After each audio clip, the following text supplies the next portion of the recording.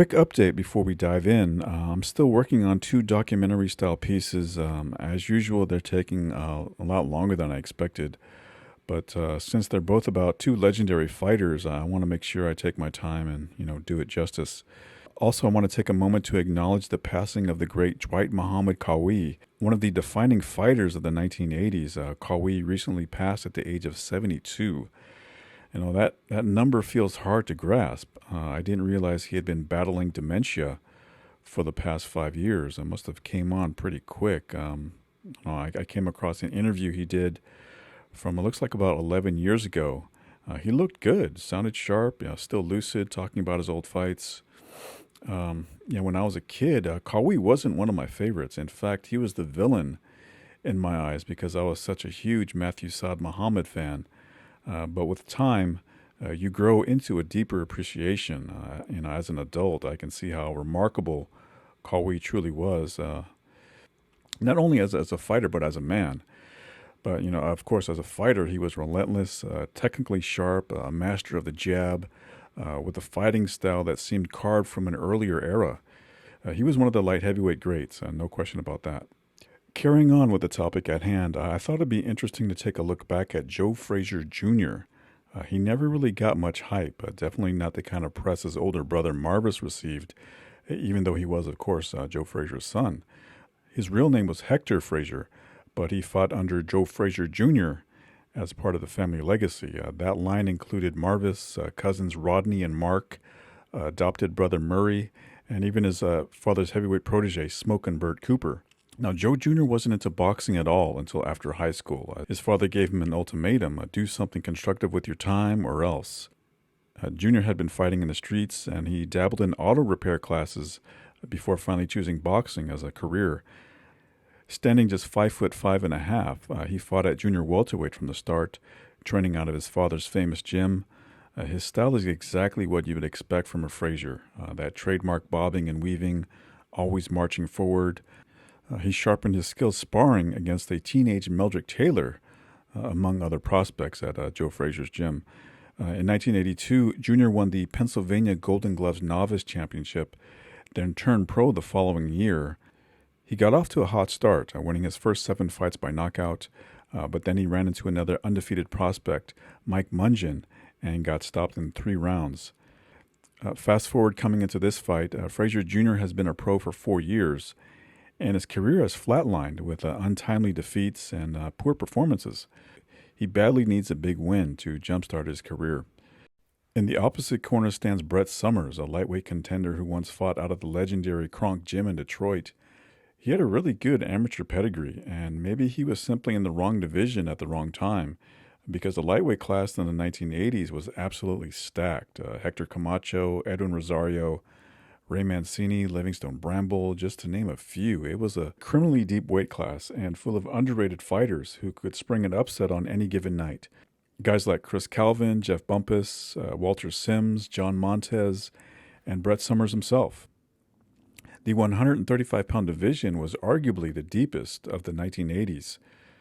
Summers originally fought out of Washington State, which at the time had a booming amateur scene. He was a standout under his father, Troy, who coached the Everett Firefighters boxing team. That program produced 14 junior national champions and 2 Olympic qualifiers, one of them being Bret.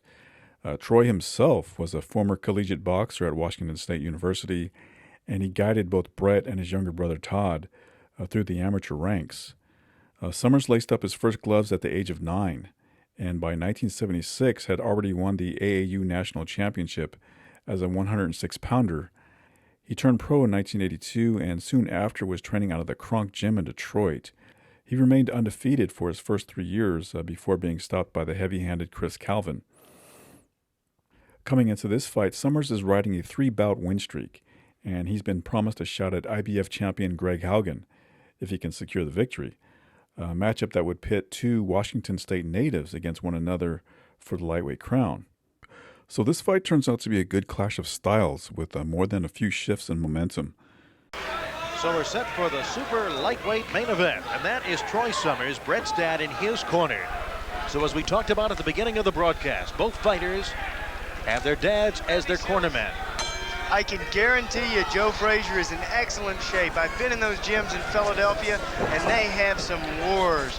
Those guys in those gyms in Philly get after the program. Joe Frazier Jr. style like his dad, get close and do what needs to be done. Summers in a tight crouch. Summers, the southpaw of the two, right there in this first round. Summers slipped off the edge of the canvas here.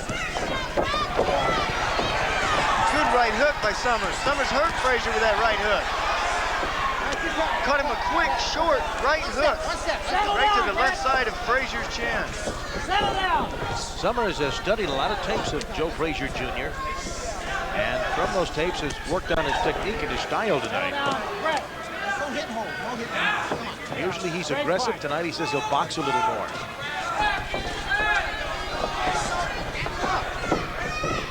Remember, this is an 18-foot ring. He's gotten that in a sparring session or something. These men work out 2 months before a fight like this. They'll have major workouts. Spar with big head, big gloves, and headgears. He's carrying that into the fight with him. You know, I didn't notice that earlier today when we visited with Bret Summers, nor at the medical session, nor at the weigh-in.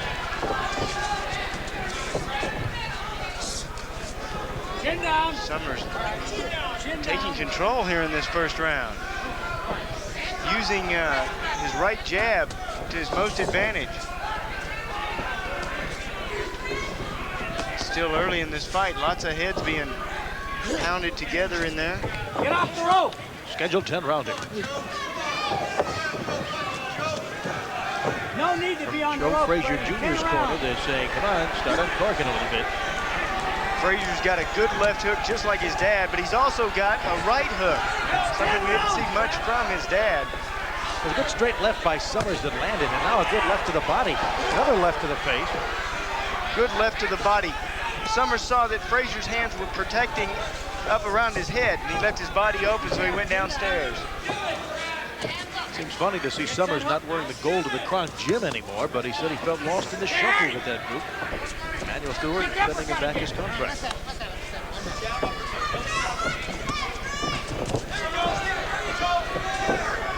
Summers leading with that right. He's a southpaw. Get the body, Bret! Frazier. Settle down, get the Our body! referee, Phil Moyer, is quite a guy himself. Former #1 middleweight, holds a win over the great Sugar Ray Robinson, the first Sugar Ray. And round one concludes. Pretty good round, I'd say, especially for Summers. And there's his dad giving him some sage advice. Exciting first round. I think the intensity is felt here in the crowd. Most of the people thought that Frazier would come out and dominate this fight. Summers is doing a super job. He's using his left jab well, mixing his combinations up well, and he's moving good. Here's some of that action. Right, here's some of that action from the first round. And that right hook right there hurt Frazier. Frazier was still on wobbly legs even toward the latter part of the round. Summers following up well. He's a good prospect, good-looking fighter. We've seen him here on USA before. There's a look into Frazier's corner. Smoking Joe. We've seen some great fights from him.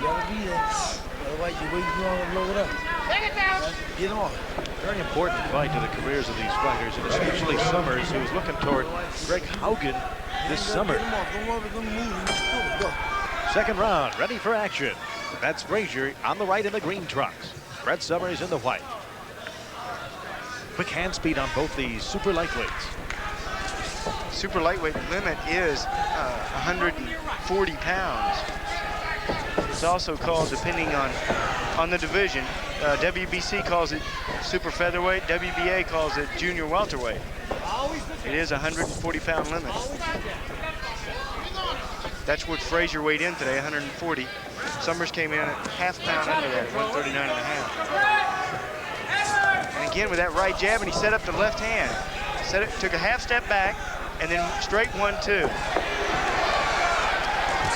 Both fighters have a good knockout ratio. You can see just about the same. Frazier at 60%, Summers 61%. Both of them have lethal weapons in those hands. Good right hook by Summers. Both of these fighters in the super lightweight division think well, move well, dodge well. And there's a slight injury. Was it below the belt to Summers? Yes. Maybe a breather. Joe Frazier apologizing to the crowd. Oh, that hurts. Now these men underneath those trunks, they are wearing foul-proof protectors made of steel. You can take a hammer and you cannot dent that. However, occasionally those cups, those foul-proof protectors will slide around on your body, and that can hurt.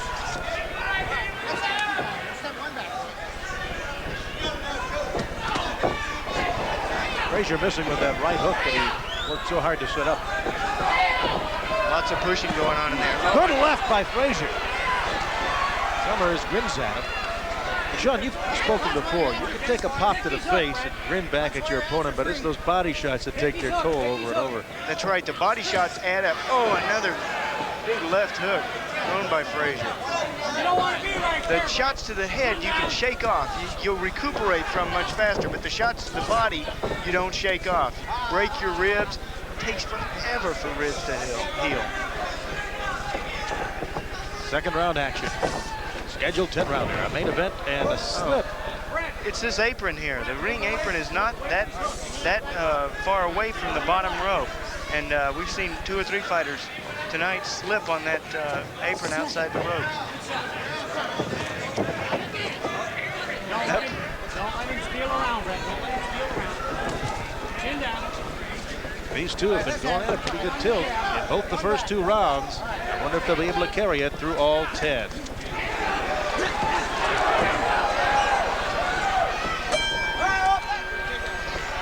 With former world lightweight champion Sean O'Grady, I'm Steve Grad. We're in round 3 of this bout between Bret Summers in the white trunks and Joe Frazier Jr. A 10-round super lightweight battle. Between rounds in the corner of Bret Summers, his father Troy applied an in-swell on the left eye of Bret Summers. An in-swell is a thing that's steel, and it's dropped into the ice bucket to take the swelling out. One of the newest innovations in boxing. Frazier landed a couple of good left hooks in that second round, and probably that was the result of. Hands up. Hands up. Get out of there. Get out of there. Changing some punches here. His style is such that he's got to move inside. He's got to get on the inside of Summers. Now Summers closing a little bit more. And they're slipping off the edge of that apron again. A very short apron. I would have to say that it tilts less than a foot away from the rope. It is less than a foot, and anytime you scoot back on that, oh, there's a good left hook by Frazier. Anytime you scoot back on those ropes, your feet are going to go outside. Frazier working on Summers. Lefts to the body. He sidesteps the right, counters with a flurry of punches of his own. This is Summers. He spins Frazier around into the corner. Sets him up with rights. He's a southpaw. He's still got Frazier bottled up. Frazier is hurt. He's on spaghetti legs here. Bill Moyer, the referee. Frazier stepping in post holes, but punching back. Summers may have punched himself out there. Yeah, he's not responding well. Frazier trying to get back away from those ropes. There's more punches from Summers. A left hook knocks Summers off balance. His head went through the rope. He said he's all right. Shakes his head no. Frazier back on the attack, on the inside. This third round has been exciting. Good uppercut by Summers.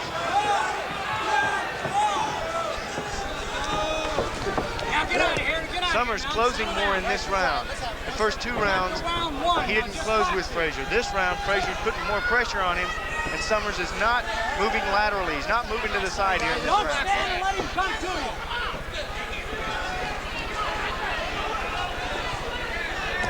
This is scheduled for 10 rounds, and that's a long time. Left by Summers. Chin down. Push him away.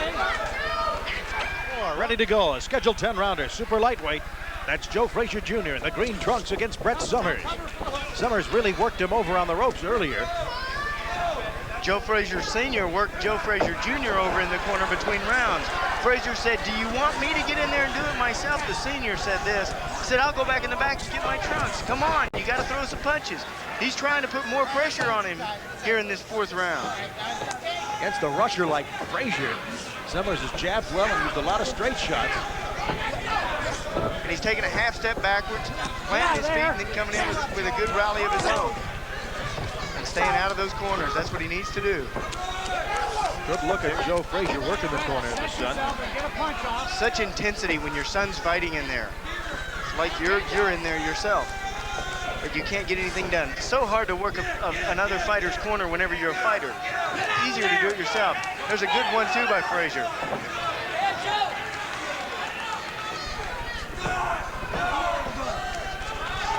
Fourth round action, they click.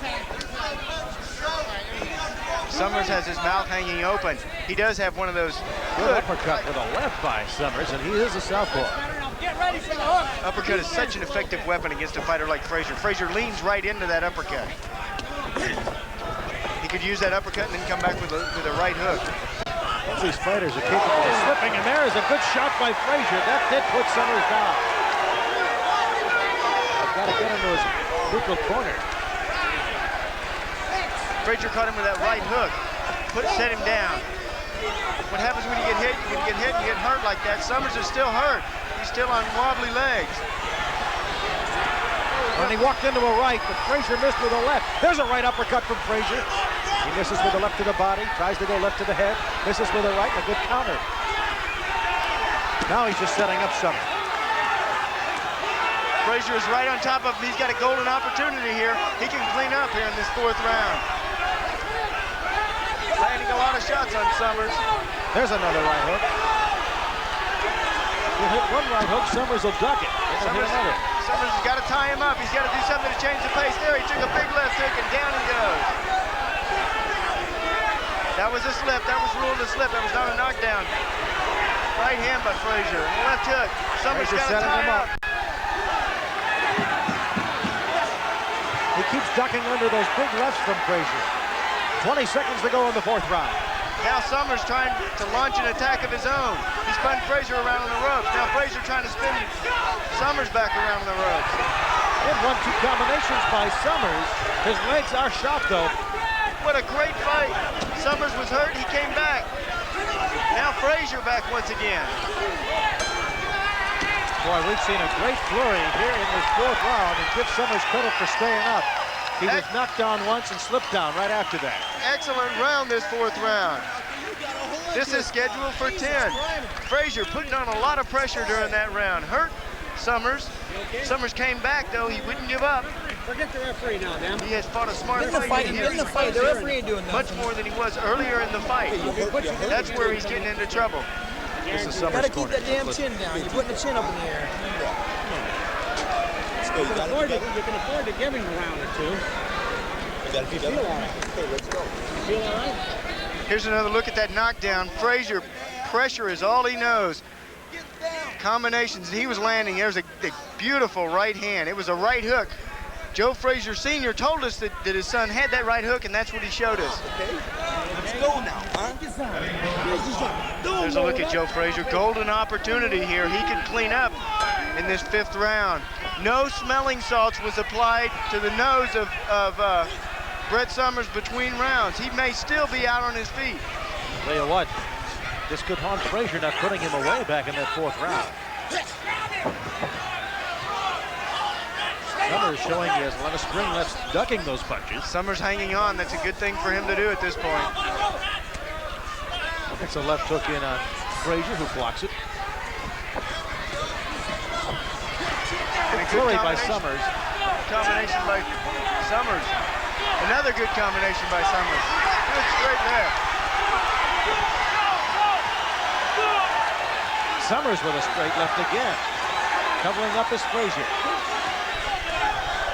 The best defense is a great offense. That's what Summers is showing right here. He's not getting hit while he's throwing those punches. And There's a left.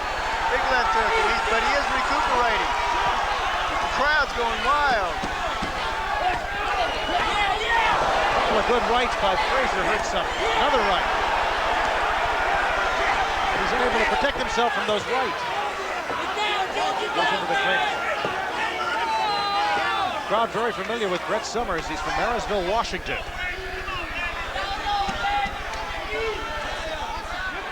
Frazier working the body as well as the head. Now he is back up top with an uppercut of his own. Summers took those body shots. He did not drop his guard. He has a couple of straight left hooks in a row. Some more.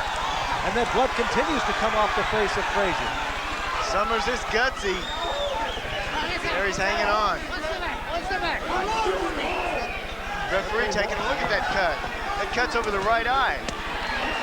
Oh! Did he get punched or stepped on? I think he got stepped on. They must have exchanged their front feet. Their front feet, Frazier stepped on his front foot. There's two cuts on Frazier. One over the right eye, another one! A hard right brings... Summers says I fell, but that was a knockdown. Sweeping right hook, and Frazier did knock him down that time.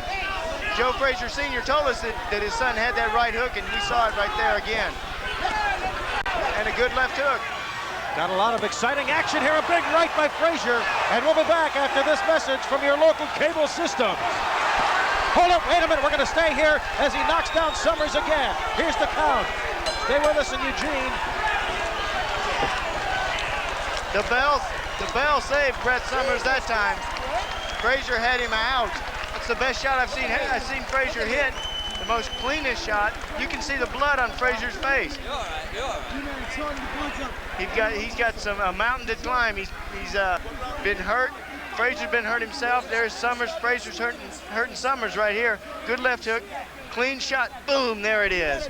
And down he went. He dropped like a shot. When you hit a guy with a clean punch like that, they'll drop like they've been shot. There's one of those end swells that I was talking about earlier. That steel is placed in the ice bucket. The ice colds, makes the steel cold, and they place it on swelling knives. There's a look into Bret Summers' corner. His dad, Troy, working on some of the swelling. Let's listen into the corner. Sean, I got to ask you, at this pace, is this thing going to go 10 rounds? It doesn't appear to where it is going to go 10 rounds. This is the 6th round. Frazier, the aggressor. Frazier closing the gap here. From Boyer about watching the headbutt. That's the cut that they were working on between rounds, right over that inside. Good combination by Summers. Good combination by Summers, and he took a step back, but he left his guard down, and he got clipped with a right hook by Frazier. Yeah, he was setting him up with right jabs and those left hooks, and then all of a sudden his guard was down, trying to set up for another punch. Frazier with the quicker hand in that round. Now this is the way that Summers has to fight to win this fight. Every time he gets on the inside, he ties up, pushing Frazier off of him. Hang on now! Hang on! There he is tying up. Now, earlier in the fight, he would stay in there on the inside and he would not tie up. He's learned between rounds. Hang on now, hang on, don't back away. His dad telling him not to back away, to hang in there, because he knows Frazier will go after it. Hang on, that's the head inside. Hang on, Bret, beat him from outside. Beat him from outside, now get your stab on him. Beat him from outside, the words of Troy Summers. Bret's father, Bret in a white trunk. There he is. So we have two dads in the corner. Grab him now. There's a good look at Troy Summers. Under and grab, grab, grab. Under, slip and grab. Oh, both dads are so intense in this fight. Watch your son fight is amazing, and what a great combination it is for the two of you, because you can sense each other's feelings. Oh, not much talk in the corner.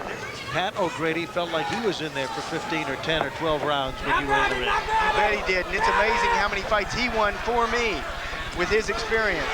Good combination by Summers. And he's opening up Frazier's cuts again. And Frazier with combinations of his own. Round 6 rounding out, and we'll be back to Eugene, Oregon for Tuesday night fights after this word from your local cable systems. 7 of this super lightweight fight, a scheduled 10-rounder. Joe Frazier Jr.'s dad said, body and head, don't let him get away from you. Get your head down and watch for that uppercut of Summers. See, Joe Frazier Sr. told his son one thing to do. He said, body and head. What he wants his son to do is go downstairs, bring the hands down of Summers, hit him in the body to bring his hands down. When Summers drops his hands, then Frazier Sr. wants Joe Jr. to go upstairs and knock him out.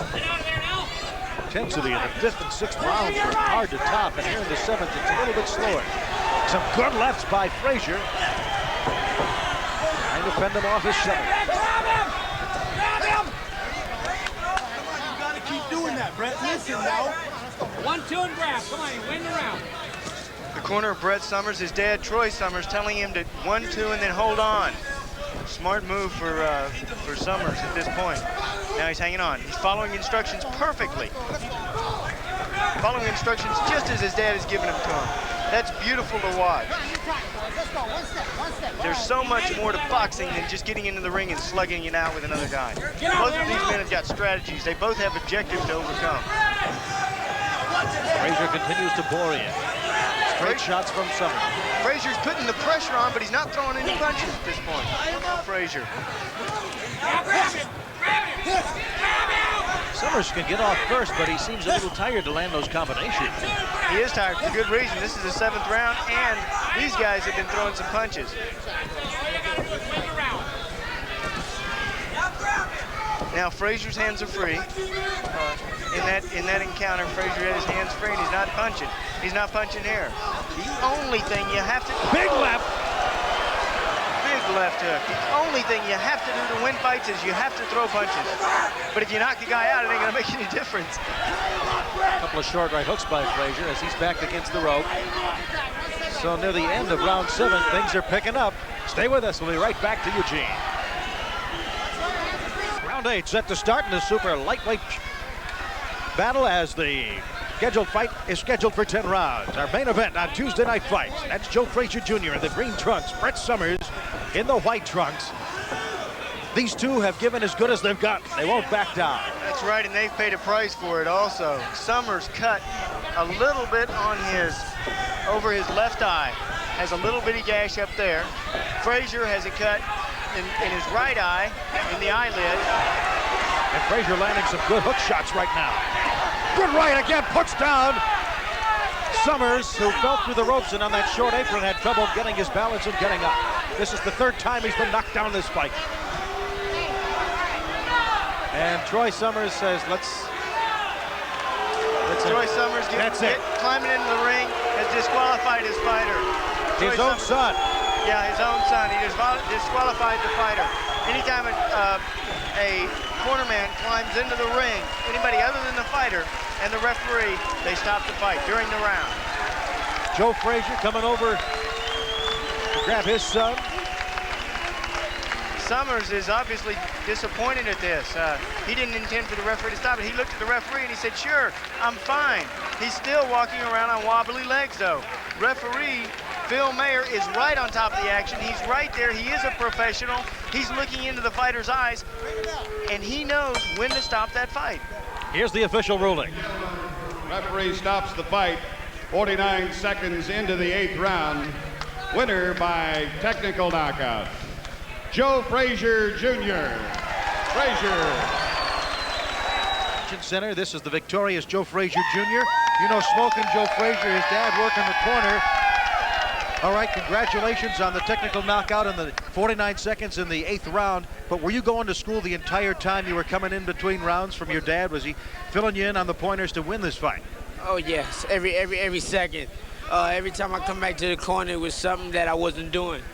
You know, that I was making, like I said, I gotta go back to the drawing board. I was making the fight harder than what it's supposed to be. He ain't supposed to have went 8 rounds according to my father. What was it that was the main aspect that your dad pointed out that got you the victory? Well, I was giving him too much time. I was waiting too much. I was getting there, and I wasn't getting the shots off when I get there.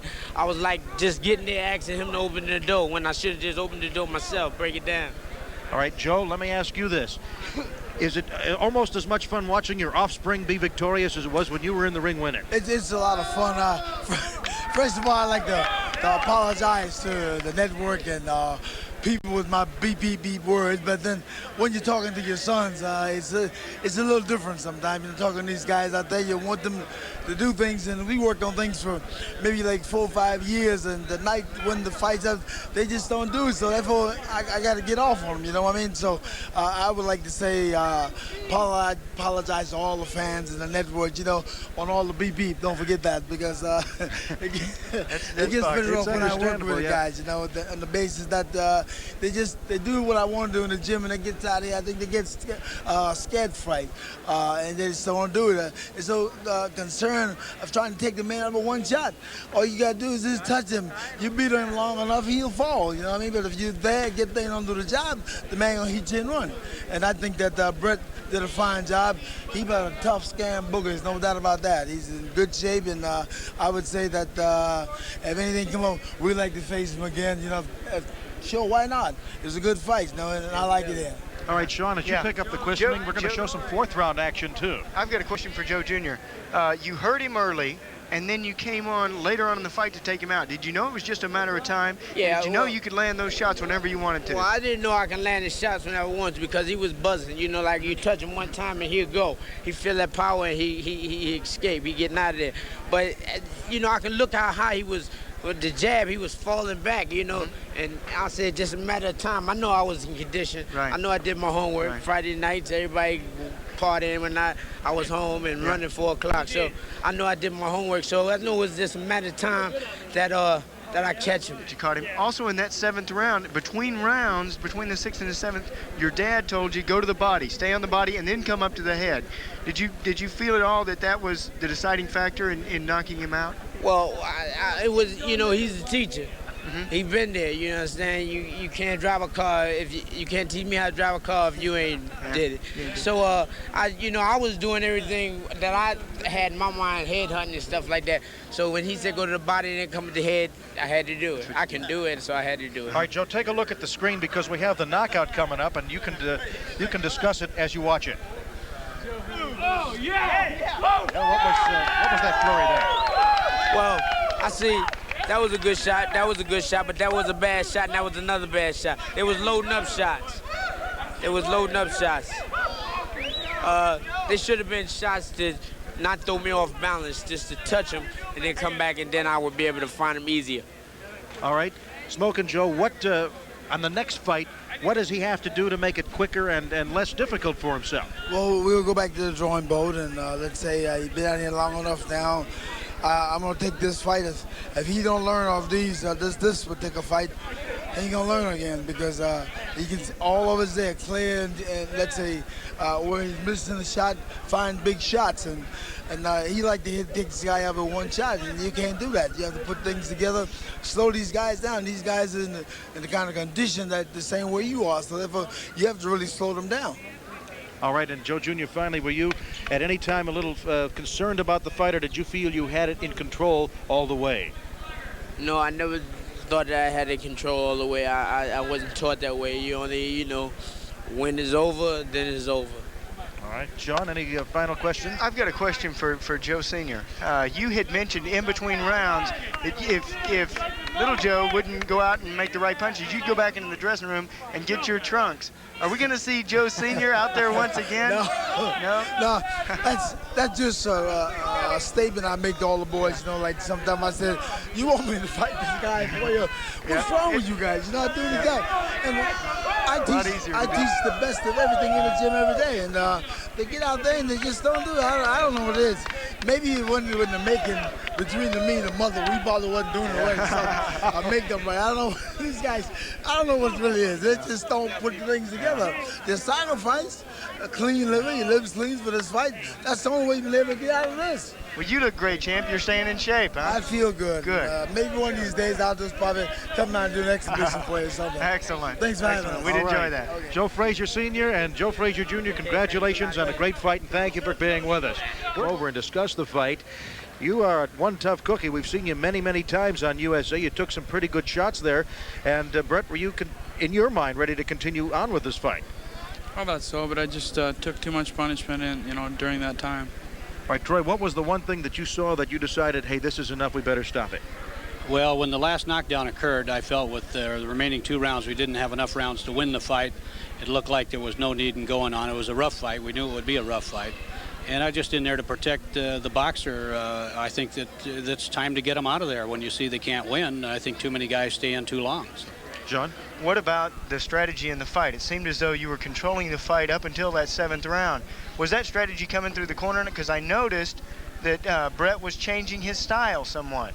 Well, the reason he had to change his style a little bit, if you notice, the ring is very, very small and very, very slippery, and there's no apron on it. And so when he would go back to the ropes, he would slide out of the ring. He slid out of the ring a couple of times, so we decided to try to meet Frazier in the middle of the ring a little bit more. And Frazier's can whack, and took our chances out there, and just weren't successful. Yeah. You did cut Joe Frazier quite a bit. You suffered a cut or two yourself, but at that point it looked like you had a pretty good opportunity to continue on with earlier in the fight and score some points. I thought so. I was taking the head quite a bit on the side of the head, but that's part of the fight game, you know. I thought I cut him with some good shots. And when I did hold my ground, we banged heads, you know. So, you know, maybe I should have tried to box a little more, but it seemed like I just couldn't get out of the way that hook he was throwing. Bret, you landed some great shots in the 5th round, and we're going to get some action up there on the screen for you to look at and comment about as you look at it. What about this flurry? Did you think you hurt him at any time? Well, I hurt him several times, but I just too much aggression. You know, I should have just boxed him and tied up when I had the opportunity to box him and hit him on the outside. You know, I just mixed a little bit too much in the inside with him. Both of you gentlemen, what does the future hold now after this fight? I think he can answer that for you. I don't feel like answering it right now. Yeah, I think that the fans witnessed Bret's last fight tonight. I think that he gave it everything he had and had a good career. He was 28. Tonight was 3 and 1 draw. And we had the promised title fight. I talked to the people in Las Vegas, just got back this morning, in fact, and the title fight is, in fact, supposed to happen after Haugen defeats Pazienza, if and when. And, of course, we certainly hope he does. And we're just going to forsake it. I think that every fighter reaches a point of going on in life, and Bret's a bright young man, and I think that he's got a bright future ahead of him, but unfortunately won't be in the sport of boxing. What in that case would the bright future be? A boxer can't go to be an ophthalmologist most of the time.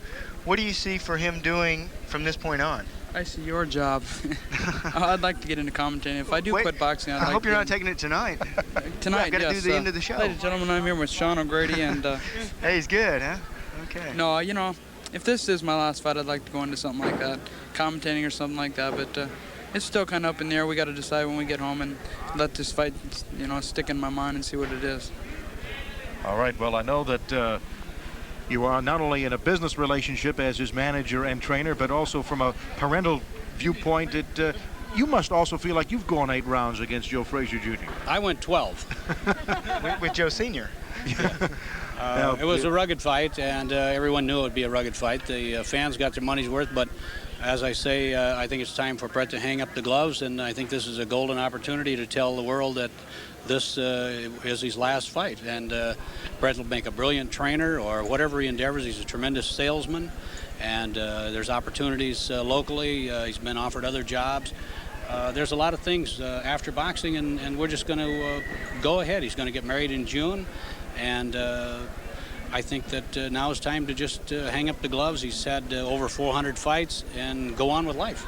Well, I'll tell you what, for all of us at USA and the fans who've enjoyed you, you've really put on some outstanding performances throughout your career, and we want to thank you for those. I thank you very much. You know, I just wish I could have did a little better tonight, and unfortunately I didn't, but like he says, I'll be back. Something else will come around. All right, Sean, any closing thoughts from you? Yes, as one fighter to another, I hope that you get involved in some career that you really love, and you'd mentioned sales, and that's what I'm in.